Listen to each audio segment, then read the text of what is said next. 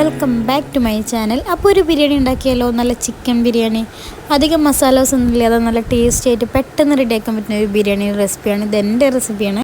First step എന്ന് പറഞ്ഞാൽ ഇതിക്കൊരു paste prepare ചെയ്യണം. അതിനായിട്ട് നമ്മൾ ജിഞ്ചർ ഗാർലിക്, ചപ്പ്, പുതിന, വേപ്പിൻ്റെ ഇല, പിന്നെ ഗ്രാമ്പു, പട്ട, ഏലക്ക, അതൊരു പേസ്റ്റ് രൂപത്തിലാവാൻ വേണ്ടി കുറച്ച് വിനെഗർ ആൻഡ് ലാസ്റ്റ് നമ്മൾ കുരുമുളകും ഇട്ടിട്ട് ഇത് അരച്ചെടുക്കുകയാണ്.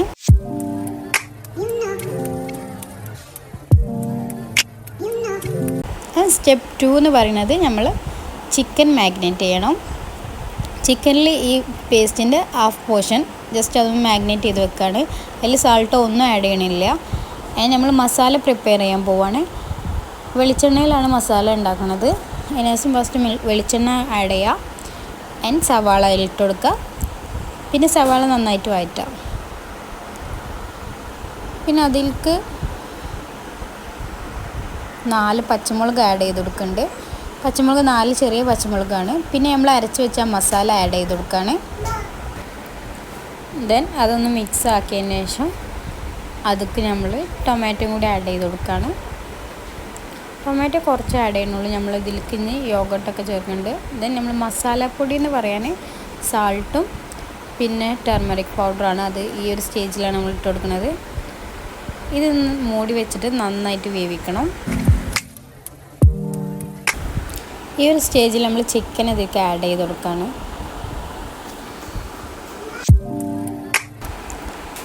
ലാസ്റ്റ് സ്റ്റെപ്പ് തന്നെ നമ്മൾക്ക് ഇതിൽ കുറച്ച് തൈരും കൂടെ ആഡ് ചെയ്യാണ്.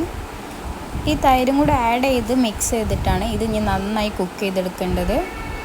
ഒരു 10 to 15 മിനിറ്റ് വരെ നമ്മൾ ലോ ഫ്ലെയിമിൽ നന്നായിട്ട് കുക്ക് ചെയ്തെടുക്കണം. ചിക്കനും മസാല കൂടി നല്ല മിക്സായി കിട്ടും.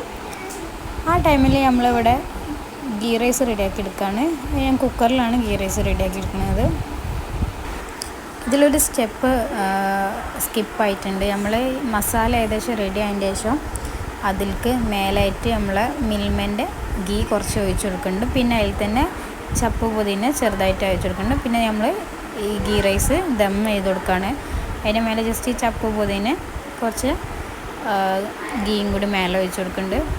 ഇതന്നെ ഒരു 10 മിനിറ്റ് ദമ്മിൽ വെച്ചതിന് ശേഷം നമ്മൾ ബിരിയാണി റെഡിയാണ്. നല്ല ടേസ്റ്റി ബിരിയാണിയാണ്. അധികം മസാലാസ് ഒന്നും ഇല്ലെങ്കിൽ തന്നെ നല്ല ടേസ്റ്റ് ആയിട്ടുള്ള ബിരിയാണിയാണ്.